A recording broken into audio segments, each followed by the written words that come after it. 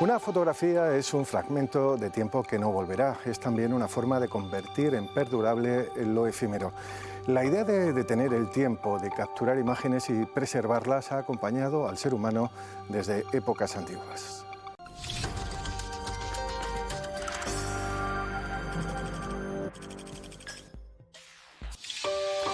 Nuestro invitado al programa de hoy, José Antonio Mañas, es ingeniero en informática e ingeniero técnico industrial por la Universidad de Málaga. Como profesor asociado ha impartido asignaturas de estadística y metodología de la investigación y del trabajo. Es también profesor honorario de la Facultad de Ciencias de la Educación. Junto a Jesús Asensi fue socio fundador en el año 2019 del Museo Andaluz de Educación, que tiene su sede en Alhaurín de la Torre, Málaga. José Antonio, bienvenido a La Memoria. Gracias y bueno, pues muy agradecido por invitarnos al museo y a mí a tu programa. Desde su invención, la fotografía se ha asociado a la memoria y al anhelo de atrapar el tiempo.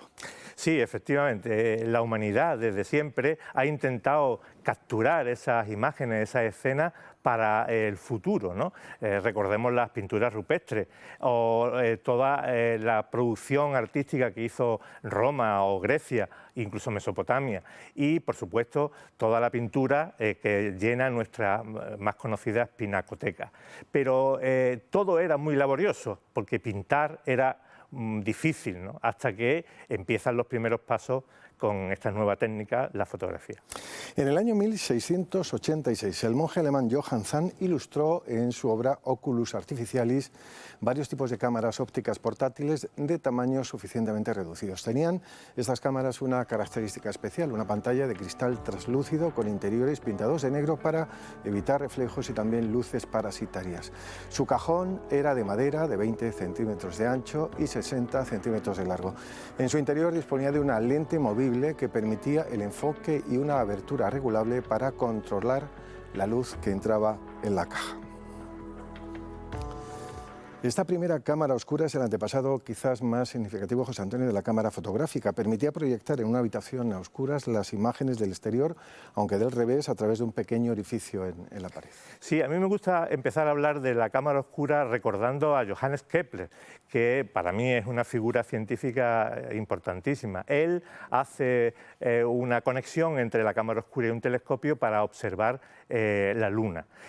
Posteriormente hay muchos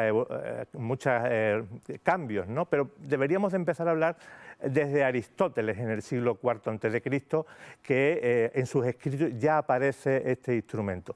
Posteriormente, ya en el Renacimiento, Leonardo da Vinci le empieza a buscar una utilidad práctica al invento y los otros italianos como Cardano o de la Porta van añadiéndole lentes por lenteja, porque es una lente biconvexa, y se va mejorando lo que es el uso de esta herramienta. Más adelante, con otros pintores como Werner o Durero, se le da una aplicación práctica. En aquel momento eran los pintores los que se metían dentro de una habitación, de un elemento, para pintar con ese reflejo que tenían enfrente de la pared. En el año 1802, después ya de llevar unos años estudiando la imagen fotográfica y el funcionamiento de la cámara oscura, los ingleses Thomas Wedgwood y Humphrey Davy publicaron la descripción de un método para copiar pinturas en cristal y hacer perfiles de figuras por acción de la luz sobre nitrato de plata. Ensayando esta técnica, Wedgwood obtuvo imágenes de siluetas y especies botánicas, insectos y también plantas sobre papel y sobre cuero humedecido. Pero tanto él como su amigo y colaborador Humphrey Davy no supieron finalmente fijar esas imágenes, es decir, conseguir que pudieran perdurar en el tiempo. Al carecer de un fijador era imposible conservarlas. Pese a todo, el trabajo de estos pioneros sirvió de base para experimentos posteriores y también más exitosos. La labor de Thomas Wedgwood y de Humphrey Davy influyó directamente en generaciones posteriores que estudiaron y que mejoraron el arte de la fotografía. Hacia el año 1822, 1826, no hay una certeza exacta, en una finca de Salou de Varens, en la región de Borgoña, en Francia, fue tomada la que es considerada la fotografía más antigua que hoy se conserva. La realizó desde la ventana de su casa Joseph Nicéphore Niépce, un inventor francés que vivió entre los siglos XVIII y XIX. Niépce utilizó una cámara oscura portátil para exponer a la luz una placa de metal de zinc, estaño y plomo tratada con betún de Judea y fijada con aceite de lavanda. Necesitó 8 horas de exposición al sol para fijar sobre el metal la imagen imperecedera de un paisaje. En la fotografía, titulada Point de vue de Grasse o Punto de vista desde Le Grasse, se observan los tejados de algunas casas abriendo paso al campo. El original se conserva en la Universidad de Texas en Austin, en Estados Unidos. Aunque se considere a Nicéphore Niépce padre de la fotografía, conviene precisar, José Antonio, que este invento fue el resultado coral de otras muchas tentativas en el campo de la física y de la química, ensayadas al mismo tiempo, además, en diferentes países. Claro, en aquel momento de la historia había muchas personas que estaban trabajando sobre el tema de la fotosensibilidad, es decir, cómo fijar imágenes. Tenemos casos como Hippolyte Bayard o Fox Talbot que están haciendo experimentos, pero es Niépce quien, después de varios trabajos con litografía, descubre que con una placa de peltre, que era esta aleación que tú citabas, recubierto con aceite de lavanda y con betún en aquel momento, ahora veremos que probó otras cosas, pues logró, después de muchas horas, fijar una imagen que ha pasado a la posteridad. Pero él antes había tratado de conseguirlo con otros elementos químicos como la resina de Gaillac, que era una especie de resina que cambiaba de color del amarillo al verde y se volvía insoluble, o después con el betún de Judea, que tenía también algunas particularidades, que se volvía no soluble ante los alcoholes, y por último las placas de plata o de otros elementos con vapores de yodo. Y bueno, pues fue la gran revolución. En la década de 1820, en la ciudad de París, el pintor y escenógrafo Louis Daguerre creó los dioramas. Eran exhibiciones pictóricas que tenían efectos lumínicos. También pintó lienzos ilusionistas con ayuda de la cámara oscura de la que estamos hablando. Esta experimentación en los espectáculos teatrales llevó a Daguerre a incursionar en la fotografía. Se asoció con Joseph Nicéphore Niépce en el año 1829 y con él colaboró durante los siguientes 5 años tratando de mejorar la calidad y la luminosidad de las imágenes obtenidas con la heliografía. A partir de las experiencias previas de Niépce, Louis Daguerre inventó la daguerrotipia, una nueva técnica que reducía el tiempo de exposición necesario para obtener una imagen. Boulevard du Temple de París, del año 1838, es una de las más icónicas fotografías tomadas con daguerrotipo en el año 1838. Louis Daguerre necesitó entonces un tiempo de exposición inferior a 15 minutos para poder tomar esta imagen. El daguerrotipo, José Antonio, tuvo un valor histórico incalculable. Fue la forma más conocida de fotografía durante mucho tiempo hasta que fue reemplazada ya a partir del año 1860 por otras tecnologías más baratas y también más eficientes. Bueno, algún comentario sobre Louis Daguerre. Louis Daguerre era un comercial que insistió muchísimo con Niépce hasta que lo convenció para firmar un contrato con él y poner en marcha una empresa para trabajar sobre este nuevo invento de la fotografía.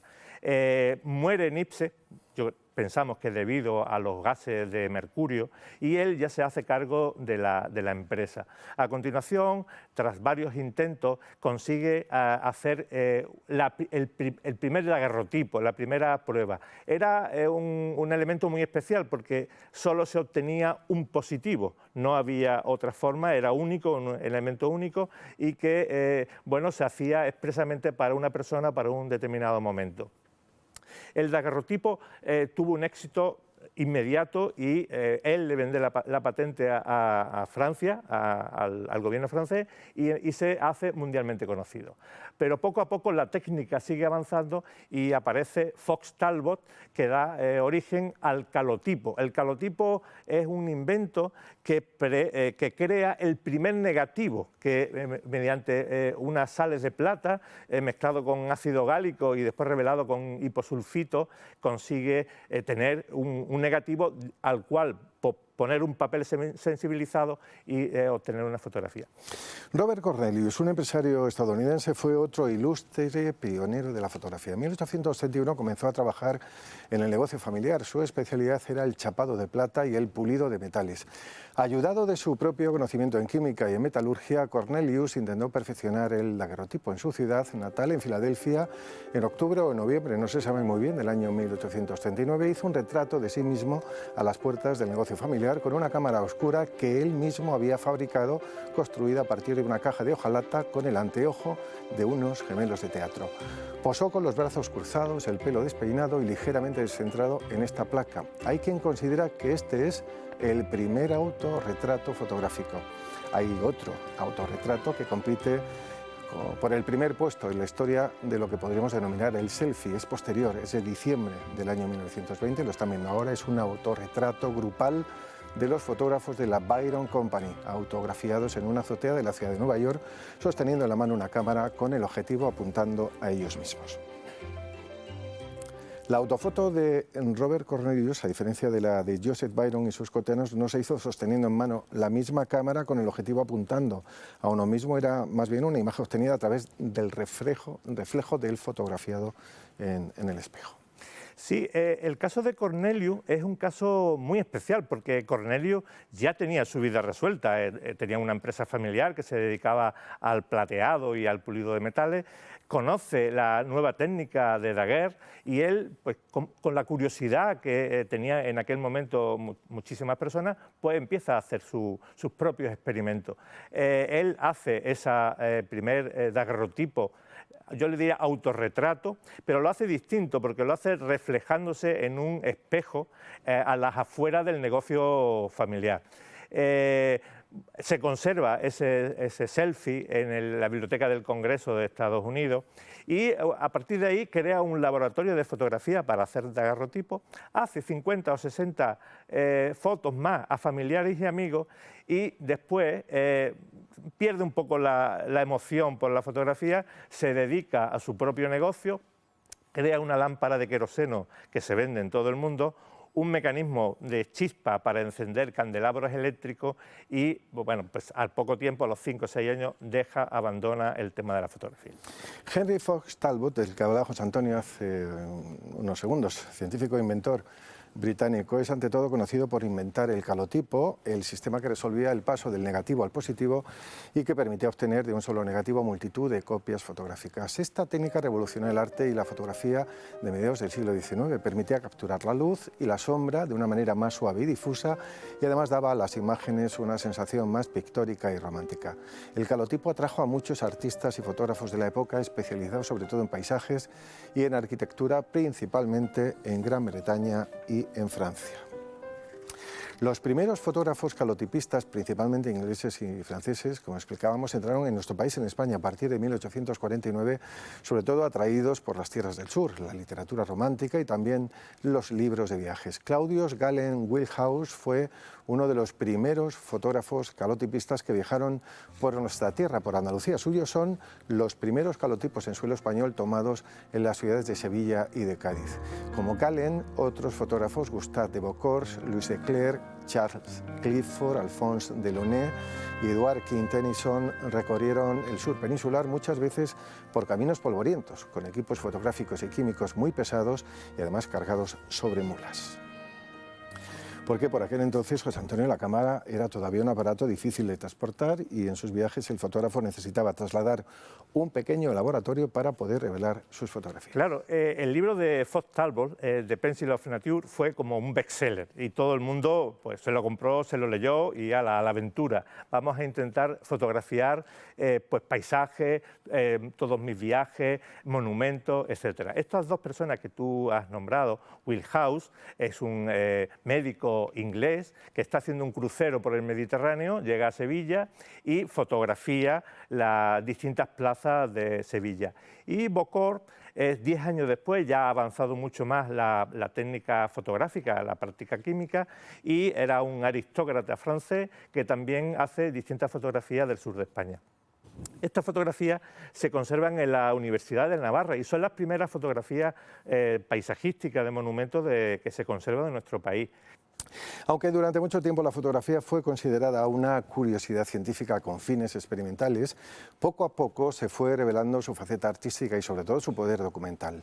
En 1855, y por expreso deseo de la corona inglesa, el fotógrafo Roger Fenton retrató con su cámara la guerra de Crimea. Fenton viajó a la península de Crimea con un carro acondicionado como cuarto oscuro. Años después, a final de siglo, el periódico inglés The Graphic envió a otro fotógrafo, al alemán Reinhold Thiele, a Sudáfrica para que documentara la guerra de los Boeres. Fenton y Reinhold fueron quizás pioneros del fotoperiodismo. Pero los avances en la fotografía continuaron con el paso de los años. En 1859, Thomas Sutton, un ingeniero de formación y un inventor por vocación, desarrolló la primera cámara panorámica con lente gran angular. Esta cámara era capaz de capturar una imagen en un arco de 120 grados. 2 años más tarde, en 1861, creó la primera cámara reflex de un solo objetivo. Aunque ya existían por entonces algunos prototipos, Thomas Sutton fue el primero en incorporar a la cámara un espejo que reflejaba la luz procedente de la escena y la dirigía hacia el visor, hacia el ojo del fotógrafo. Thomas Sutton dejó como legado un diccionario de fotografía que incluía artículos enciclopédicos sobre todos los aspectos del proceso fotográfico, en su mayoría escritos por él mismo. Sí, Sutton es otro caso especial en la historia de la fotografía. Sutton estudia en Cambridge, estudia, como tú dices, una ingeniería y después arte, y un buen día toma un daguerrotipo, una fotografía para su negocio, y a continuación conoce a un daguerrotipista y se enamora de la técnica.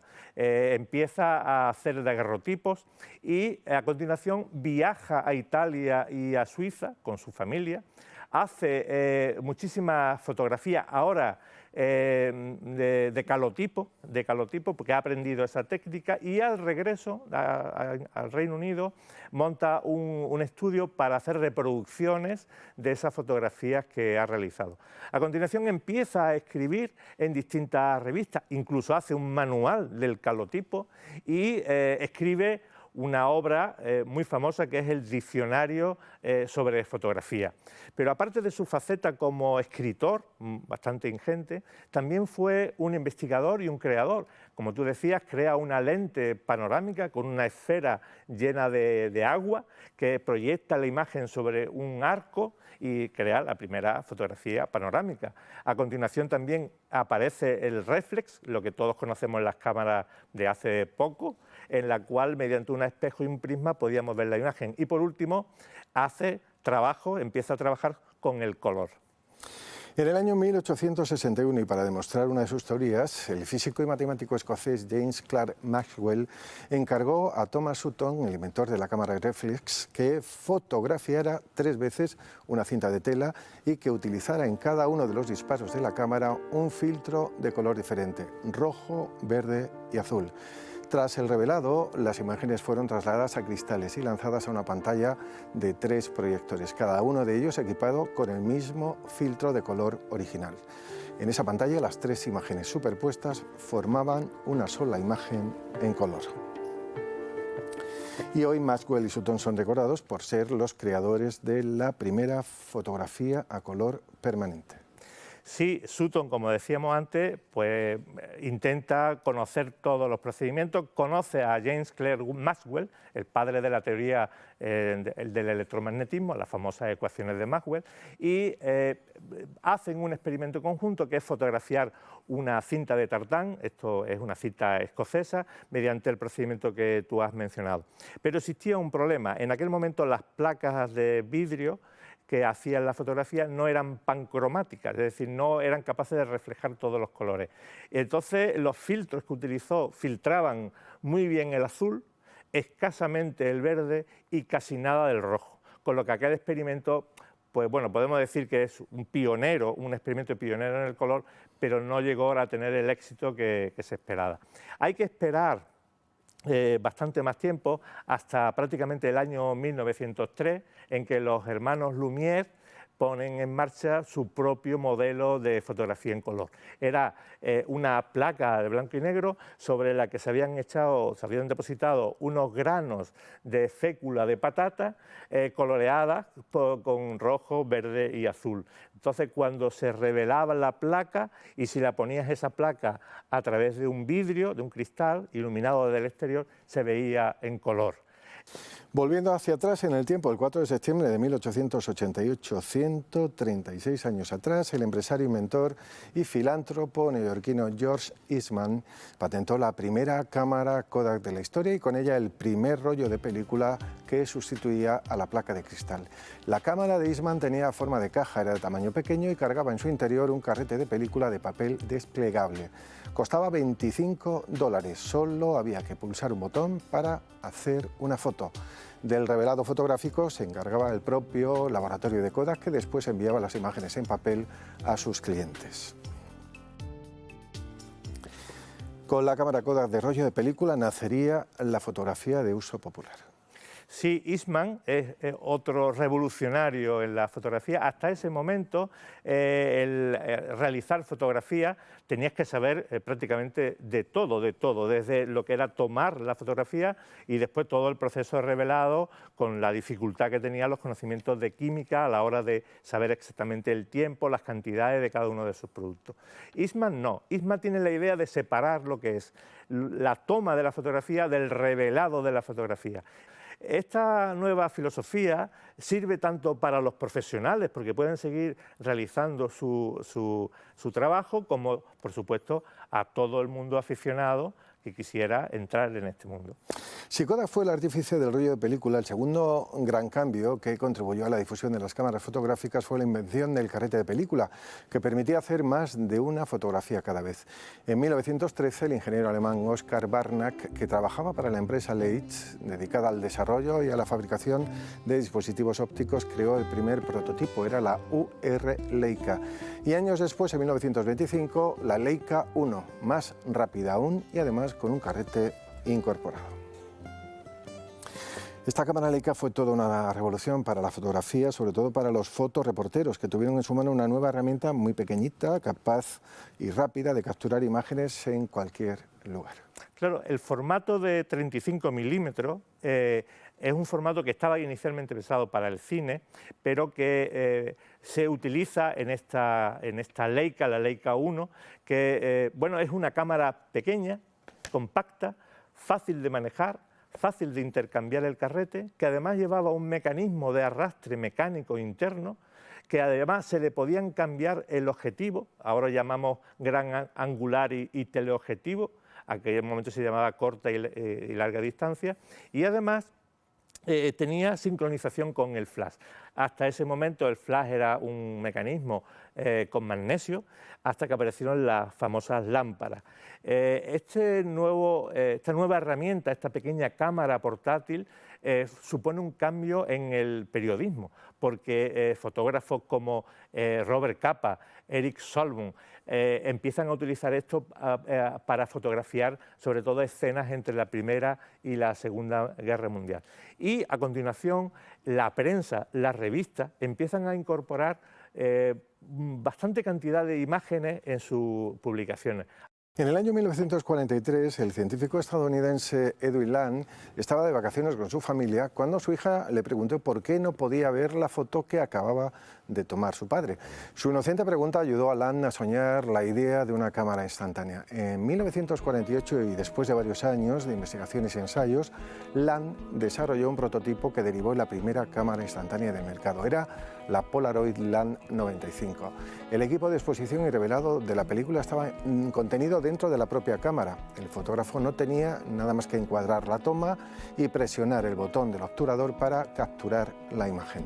La propia cámara expulsaba, un poco después, la fotografía por una abertura frontal. Estas cámaras Polaroid salieron al mercado en 1948 a precios sobre todo pensados para la clase media de la posguerra mundial. Y fue esta cámara el buque insignia de Polaroid hasta que, digamos, que comenzó la era digital. De nuevo, en los últimos años, incluso ha vuelto a gozar de una cierta popularidad.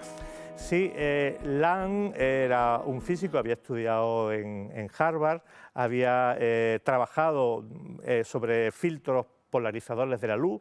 De hecho, crea una empresa que se dedica a ello, la Polaroid, que utiliza para gafas de sol, para temas científicos, para, por ejemplo, las famosas gafas de visión 3D y también posteriormente para las pantallas LCD. Él inmediatamente empieza a pensar la solución y 3 años después presenta su primera cámara compacta Polaroid que expulsa una fotografía que se positiviza de forma automática. La presenta en unos grandes almacenes, Joyce, y bueno, los empresarios los compañeros de su empresa dijeron que no se iba a vender. Fabrica 60, pone a la venta 57 y en la Navidad de 1948, en un solo día, se venden todas las cámaras.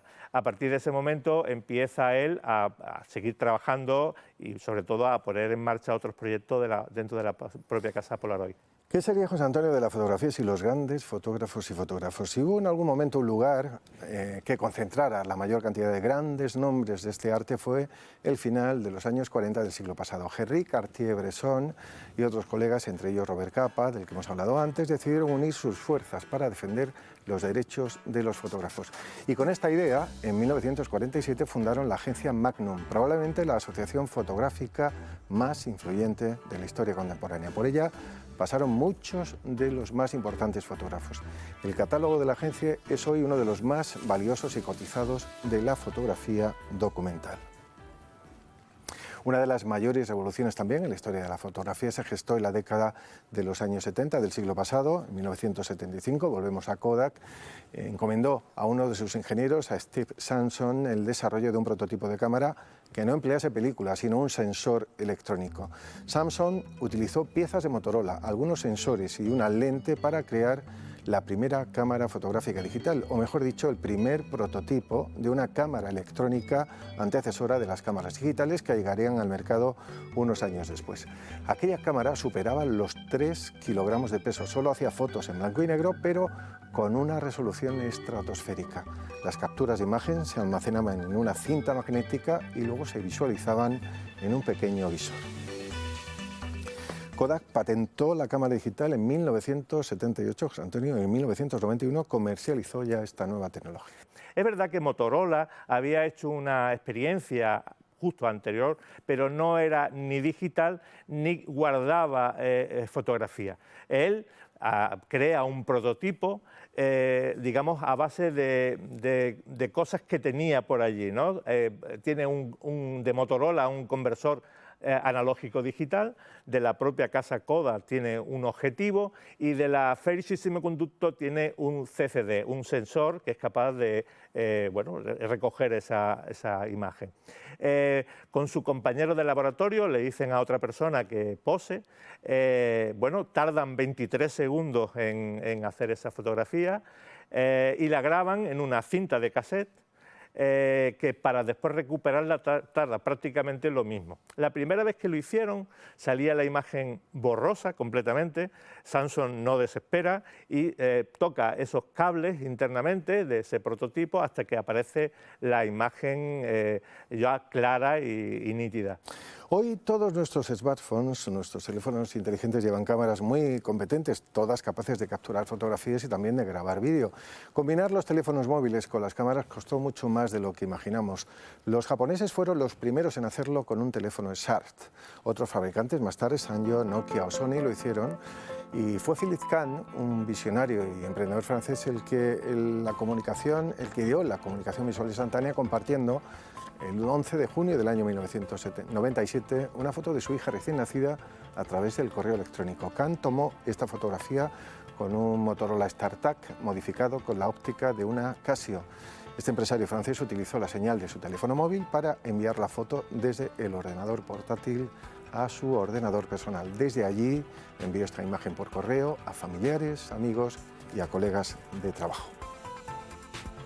Es el último gran cambio en la historia de la fotografía, la telefonía móvil dotada de cámaras fotográficas. La mayor revolución llegó en 2007 con el lanzamiento del teléfono iPhone, que inició la masiva popularización, José Antonio, de la fotografía que vivimos hoy en día.